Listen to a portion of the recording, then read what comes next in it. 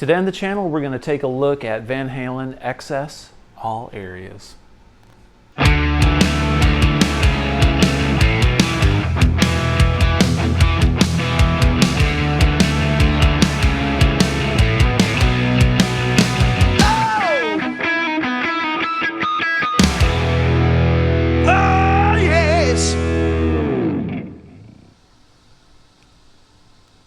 Okay, so check this out. This is Van Halen Excess All Areas by Malcolm Dome. Malcolm Dome was a renowned British journalist. He wrote for Kerrang, Metal Hammer, a bunch of stuff. Sadly, I found out Malcolm Dome passed away last November of 2021. So this is one of these fan magazines, or it's like a small book actually, the size of a magazine. But I want to show this to everybody. This came out in 1994, so this shows the Van Halen eras all the way up through like For Unlawful Carnal Knowledge. It's got some good pictures. So we'll take a look mostly at the photos in this thing and maybe read some of the stuff going on here. But table of contents for everyone to see. Obviously this is going to start off David Lee Roth years, but I thought some of these photos are excellent. I've had this book laying around for a long time and have only probably thumbed through it once. You know how you get so many books, you look at them, then you never go back to them again. Ed and the Handkerchief. I always read that Dave came up with all this wardrobe. These are like superhero costumes he came up with for everybody. Love that photo right there, that's great. The mid-70s was a turbulent time for rock and roll. Fat, bloated, out of sorts, and out of sync. The music of the period desperately needed to be woken up. And Van Halen did that. One of the many bands that definitely woke it up. There's Eddie and the little guitar. And there's the bottle of Jack Daniels. Or was it sweet tea? I bet you it was Jack Daniels.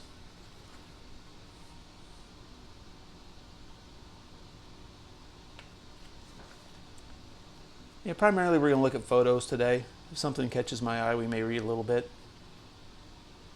This book is very thick, a lot to get through.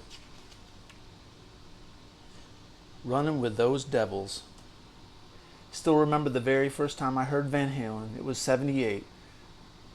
I was in Virgin Records, Central London. The stereo was blasting out the sound of a rock band at full flight. Vocal harmony straight from the groin.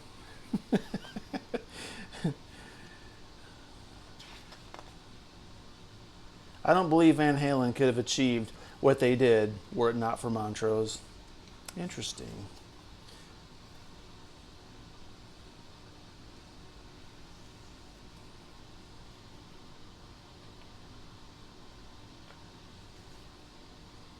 Chapter 3, Two's Company. It's often said that many bands' most difficult album is their second. Inevitably, any combo of literally years to get material written, arranged, and honed before spinning out a deal and getting into the studio. But record label pressure usually means the band has to write and cut their second album virtually on the run. So true. Thus, the quality dips, and therefore the third release becomes much more crucial.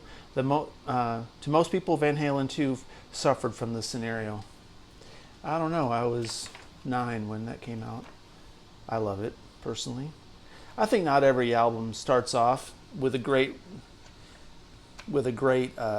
review, but over time, albums grow on you because they're awesome. Sometimes it takes a while to understand what the band was going for. Sipping on the JD.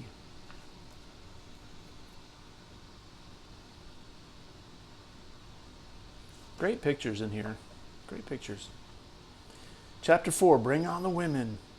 In March 1980, Van Halen's third album hit the street, and it wasn't called Van Halen 3. No, this one was strangely titled Women and Children First, and this time there wasn't any cover tune in sight or sound, just 9 originals. However, this was something of a left field record for the Halens. Even opening song And the Cradle Will Rock was mid-paced. Check out these drums. They got these little mirrors on them and stuff. They probably lit up awesome in the stage lights. I would love to have seen one of those shows. Oh, the classic bathroom shot. We're backstage, changing room area. Looks cool. Eddie was so skinny, man. He looked like Where's Waldo. Him and Al both. Skinny, skinny. Young. Metabolism.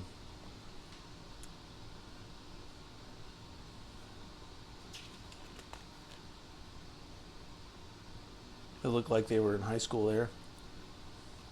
Eddie loved the Stripes, man. Stripes were definitely a thing in the 70s.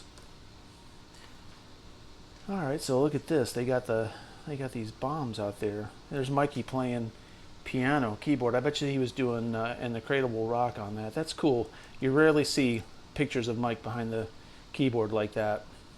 I bet you that sucked for the roadies, lugging that thing around. I can never tell, you know. Al always had like this big fro haircut. His hair was a lot different than Ed's.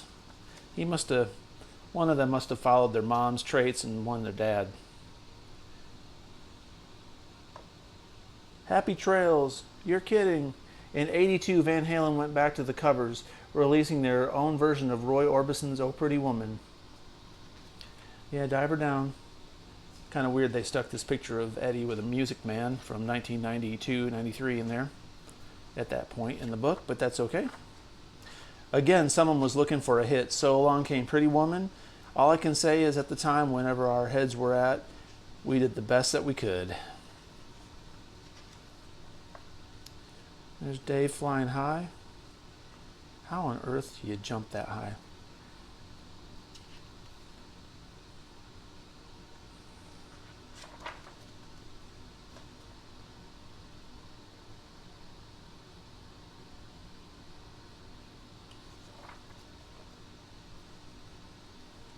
Look at all the people here tonight. Might as well jump.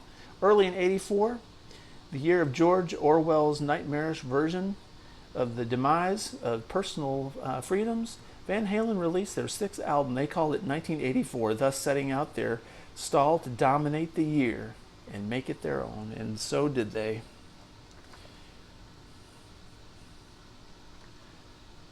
Some serious height on that jump. I forget what tour it was, but I read once that when the show started, Dave almost knocked himself out because the lights turned out and he jumped off the riser and hit his head on one of the light rigs. That would have been embarrassing and painful. He was a flexible man. I don't know about these things here. Pretty cool for the times. Chapter 8, Monster Ravings. Van Halen were confirmed for the bill at Donington alongside the strongest lineup ever assembled for the UK's premier summer hard rock festivities. AC/DC were confirmed as headliners, their second stint at that position, following their slot in '81, with the Halens scheduled to go on second as special guests. Ozzy, Gary Moore, Y&T, except a Motley Crue. Here we go. Man, I wonder how many of these speakers were actually operative. Very cool.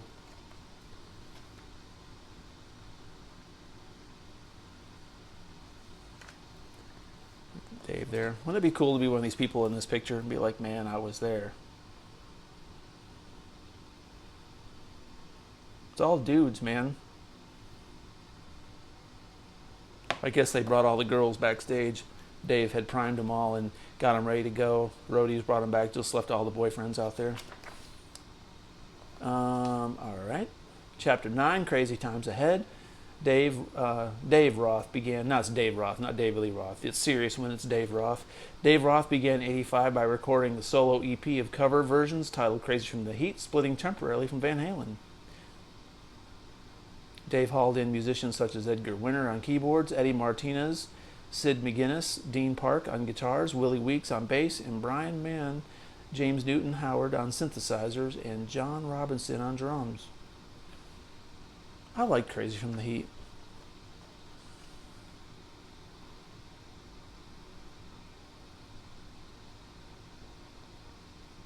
In 3 months, I made a record, mixed it, went to the jungle, came back, got laid, got a haircut.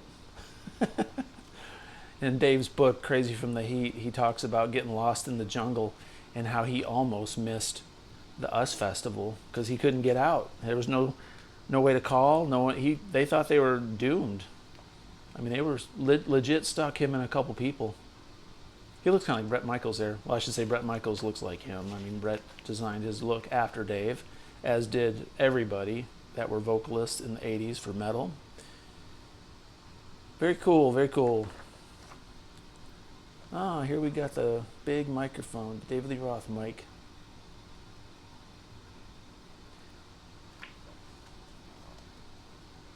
Hey, did someone lose this? You can meet me backstage. Chapter 11, The Sky's the Limit. Sitting in Dave's Los Angeles office listening back to his 88 album Skyscraper was something of an unnerving experience. It's hard to listen back comfortably to an album when the protagonist is right in your face singing along. But then that's Dave, forever trying to seek an advantage. When Skyscraper was released, Dave once again set new standards on the video front with the filming of the footage for Just Like Paradise.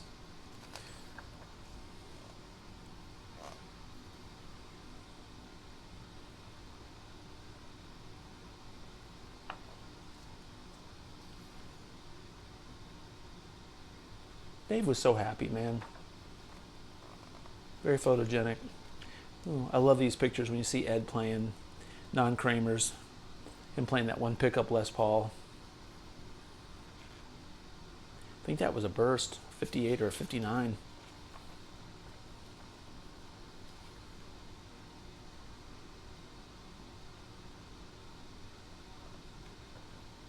Chapter 13, Filthy Rubbish. By the release, Your Filthy Little Mouth on February 1994, David Lee Roth seemed to have lost the plot. The album was bad enough, little or no substance, few songs, and even fewer inspirational moments. That's kind of harsh. It's just different. He grew into a different direction. Yeah, I'm defending him, but I mean, you got to reinvent yourself. Unfortunately, in 1994, nobody could compete really with the Seattle scene. There's Sam. I believe that is a Jackson Rhodes V. Enter Van Hagar. It really wasn't Van Halen now, is it? It could never be the same again. When Dave finally up and left Van Halen, the remaining trio had three choices. They could split up, an option never considered seriously. They could find a clone to replace him, or they could strike out in a new direction. Well, that's what they did. Hello, New Haven. All right, look at this. He's playing this Dean. Always thought this thing looked like a Dimebag Darrell Dean. I guess it is, really. And big guitars, big cases, hard to bring to gigs. Eddie. Love that era. He was so inspired. Good times. There's a young Sammy Hagar. At the time of this video, it is May 20th of 2022, and I just saw a notification that Sammy's birthday bash is coming up in Cabo on the 13th of October, and he's 75. I mean, holy crap, man. I just don't know. It's all right. There's the. We're gonna go back in time. We're not gonna think about those things. Eddie playing in blue jeans. That must have been the. That must have been Farm Aid.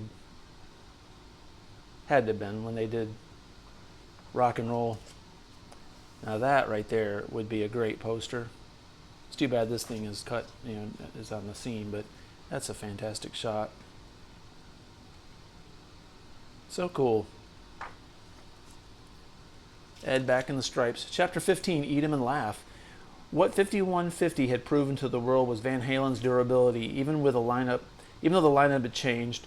Not for the first time a singer had left a band only to find his own stock couldn't be maintained outside of the mothership. A band's name can sell a lot of records. Van Halen had sold in excess of 5 million copies of 5150 worldwide, whilst their U.S. tour had proven to be most successful commercial terms ever undertaken. Not bad for a band who lost their supposed driving force.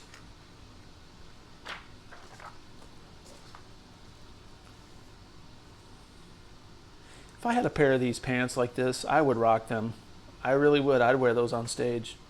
They look comfy. I still think they look cool. I'd probably get laughed out of the clubs, but I think that's in front of Guitar Center where Eddie did that in Los Angeles on Sunset Strip.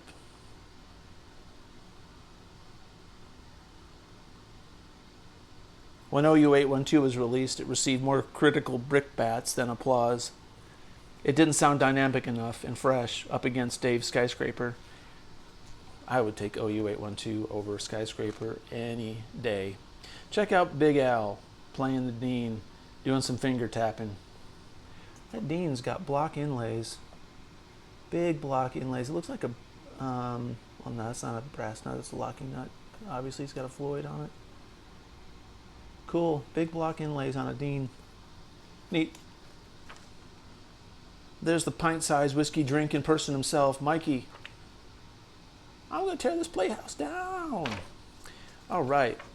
Some old shots of Ed. He was always ripped, man. I wonder if these guys hit the gym a lot, or if he was just, it was all metabolism and youth. I think it's metabolism and youth. But Eddie had great biceps. I mean, yeah, I got a bromance going on right now, but just keeping it real, guys. I mean, anyways. This looks like Aunt Gertrude's pants that Sammy's wearing. I can see why this photo did not ever really make it to a magazine cover. I've never seen this before. Eddie actually looks like he's got... like he's pregnant. Like this looks like he's a little bloated, man. Maybe it was a sympathy pregnancy for Valerie or something. I don't know, man. But Mikey looks, normally Mikey looks the worst in the pictures. His mullet and his but Mikey I think looks the best in this shot. And Alex looks okay. I don't know, like the Hawaiian shirt with the suit going on. It's kind of baggy. But Sam is definitely takes the #1 prize with these, with Aunt Gertrude's pants, and Eddie with the maternity shirt. Not good. Mikey looks like he should be working at Electronic Express or something with that outfit on, but he looks pretty good for Mikey. All right, so here we got Monsters of Rock. Look at this dude here in the front. Got Frankenstein over here. Got King Kong in the background. I never saw these pictures before. That's cool. Frankenstein. Sammy's talking to Frankenstein back there, and Frankie's kind of like looking at the back of Ed's head going, yeah, you're getting a bald spot. Okay, next. Sam. I like that shirt Mike's got on. Sorry I'm commenting on all the apparel, but I don't know, I look at that stuff. Gives me ideas for stuff to wear on stage. There's Ed. The 90s were the era of baggy clothes. They got some kind of a Hard Rock Cafe thing going on there. There's Sammy jumping in those weird looking pants. At least Ed's got the maternity shirt off for the concert. That's a good thing. Sammy got some height going on there, man. He's up there about 3 feet in the air with this Dean. That's not easy to do, to jump that high in the air with a Dean. First of all, you could hurt yourself on this guitar. And I'm not so sure those Deans are built to handle that much aggression. There's the King jumping. Pre-hip replacement. Probably the reason why he had to replace his hips. We're not meant to be doing those things night after night, year after year.